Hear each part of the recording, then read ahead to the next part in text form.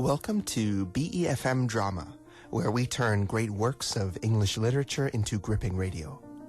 I'm your host, Joshua Cornwell, and on today's episode we're bringing you the final part in our adaptation of The Missing Three-Quarter, a classic Sherlock Holmes mystery from Sir Arthur Conan Doyle. The great detective Sherlock Holmes has been hired by Mr. Cyril Overton of Trinity College, Cambridge, to find Godfrey Staunton, a star rugby player in the three-quarter position. The investigation has brought Holmes and Watson to Cambridge, where they've run up against Dr. Leslie Armstrong, a close friend of the missing rugby star. Armstrong has misunderstood Holmes's intentions, thinking him an agent of the bad-spirited miser Lord Mount James, and has done everything in his power to conceal Staunton's location from the great detective. As we rejoin the story for our final episode, Sherlock Holmes turns to unorthodox methods in a final attempt to outsmart his worthy opponent and learn the truth.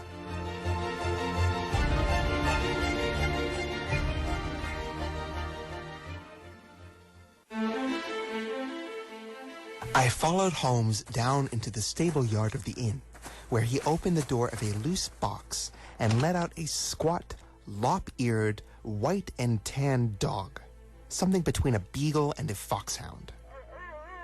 Let me introduce you to Pompey. Pompey is the pride of the local draghounds. No very great flyer, as his build will show, but a staunch hound on a scent. Well, Pompey, you may not be fast, but I expect you will be too fast for a couple of middle-aged London gentlemen. So take the liberty of fastening this leather leash to your collar. Now, boy, come along and show what you can do. He led him across to the doctor's door. The dog sniffed round for an instant, and then with a shrill whine of excitement, started off down the street, tugging at his leash in his efforts to go faster. In half an hour, we were clear of the town and hastening down a country road. "What have you done, Holmes?" It's a rather simple and underhanded trick, I'm afraid. I walked into the doctor's yard this morning and shot my syringe full of aniseed oil all over the rear wheel. A draghound will follow aniseed from here to Marrakesh, and our friend Armstrong would have to drive through the sea before he would shake Pompey off his trail. Oh, the cunning rascal. This is how he gave me the slip the other night. The dog had suddenly turned off of the main road and onto a grass-grown lane. Half a mile further, this opened into another broad road, and the trail turned hard to the right in the direction of the town, which we had just quitted.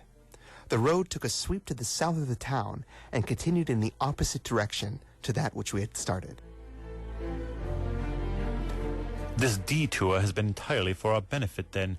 No wonder that my inquiries among those villagers led to nothing. The doctor has certainly played the game for all it is worth, and one would like to know the reason for such an elaborate deception.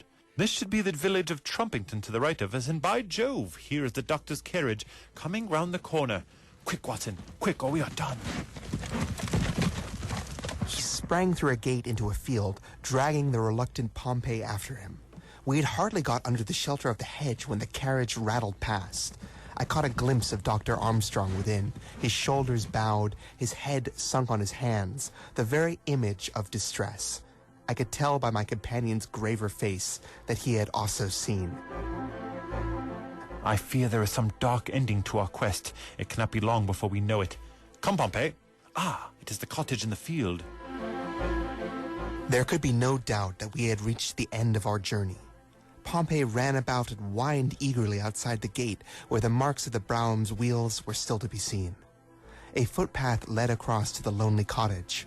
Holmes tied the dog to the hedge and we hastened onward. My friend knocked at the little rustic door and knocked again without response. And yet the cottage was not deserted, for a low sound came to our ears, a kind of drone of misery and despair which was indescribably melancholy. Holmes paused irresolute, and then he glanced back at the road which we had just traversed. A brougham was coming down it, and there could be no mistaking those grey horses. By Jove, the doctor is coming back. That settles it. We are bound to see what it means before he comes. He opened the door and we stepped into the hall. The droning sound swelled louder upon our ears until it became one long, deep wail of distress. It came from upstairs. Holmes darted up, and I followed him. He pushed open a half-closed door, and we both stood appalled at the sight before us. A woman, young and beautiful, was lying dead upon the bed. Her calm, pale face, with dim, wide-open blue eyes, looked upward from amid a great tangle of golden hair. At the foot of the bed, half sitting, half kneeling, his face buried in the clothes, was a young man whose frame was racked by his sobs. So absorbed was he by his bitter grief that he never looked up until Holmes' hand was on his shoulder. Are you Mr. Godfrey Staunton? Yes. Yes, I am. But you're too late. She is dead. The man was so dazed that he could not be made to understand that we were anything but doctors who had been sent to his assistance. Holmes was endeavoring to utter a few words of consolation and to explain the alarm which had been caused to his friends by his sudden disappearance, when there was a step upon the stairs, and there was the heavy, stern, questioning face of Dr. Armstrong at the door. So, gentlemen, you have attained your goal and have certainly chosen a particularly delicate moment for your intrusion. I would not brawl in the presence of death, but I can assure you that if I were a younger man, your monstrous conduct would not pass with impunity. Excuse me, Dr. Armstrong. I think we are at a little cross purposes. If you could step downstairs with us, we may each be able to give some light to the other upon this miserable affair. A minute later, the grim doctor and ourselves were in the sitting room below. Well, sir? I wish you to understand in the first place that I am not employed by Lord Mount James, and that my sympathies in this matter are entirely against that nobleman. When a man is lost, it is my duty to learn his fate, but having done so, the matter ends as far as I am concerned, and as long as nothing criminal has occurred, I am much more anxious to hush up private scandals than to give them publicity. If, as I imagine, there is no breach of the law in this matter, you can absolutely depend on my discretion and my cooperation in keeping the facts out of the papers. Dr. Armstrong took a quick step forward and shook Holmes' hand. You're a good fellow. I had misjudged you. I thank heaven that my compunction at leaving poor Staunton all alone in his plight caused me to turn my carriage back, and so to make your acquaintance. Knowing as much as you do, the situation is very easily explained. A year ago, Godfrey Staunton lodged in London for a time and became passionately attached to his landlady's daughter, whom he married. She was as good as she was beautiful and as intelligent as she was good. No man need to be ashamed of such a wife. But Godfrey was the heir to this crabbed old nobleman, and he was quite certain that the news of his marriage would have been the end of his inheritance. I knew the lad well, and I loved him for his many excellent qualities.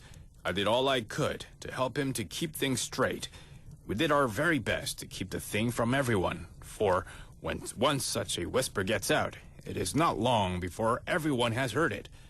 Thanks to this lovely cottage and his own discretion, Godfrey has up to now succeeded. Their secret was known to no one save to me and to one excellent servant who has at present gone for assistance to Trumpington.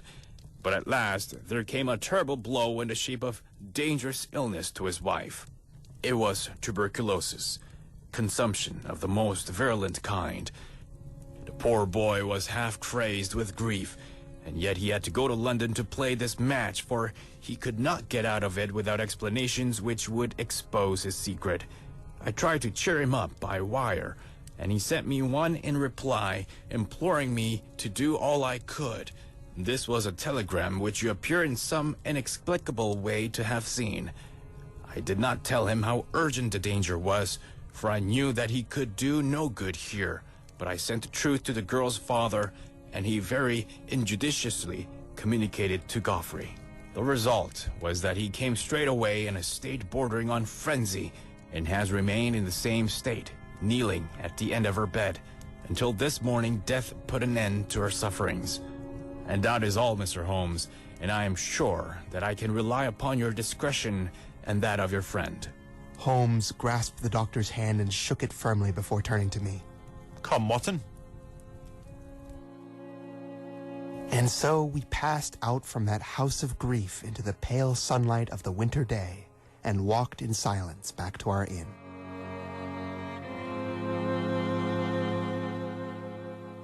And so we come to the end of our story, and the tragic, simple truth of the case is revealed.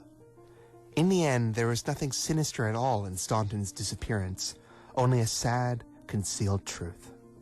The promising rugby star had fallen in love with a woman and had married her in secret. Why in secret? Because Staunton was the sole heir of Lord Mount James, a wealthy but evil-spirited man. Any sign of impropriety or any action outside of Mount James's approval would mean the loss of Staunton's inheritance, and the woman he had fallen in love with was of the wrong social class.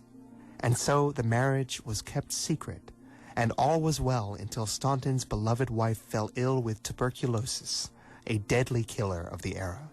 When Staunton learned that his wife's life was nearing its end, he ran from his hotel to be with her in her final moments. Holmes and Watson have learned the truth, but tragically, there was nothing to be done for Staunton's poor wife. With a pledge of secrecy to Dr. Armstrong, Holmes and Watson walk away from that tragic house of mourning with a sad resolution indeed to Staunton's mysterious disappearance. Join us again next week for another classic work of English literature adapted for radio on BeFM Drama.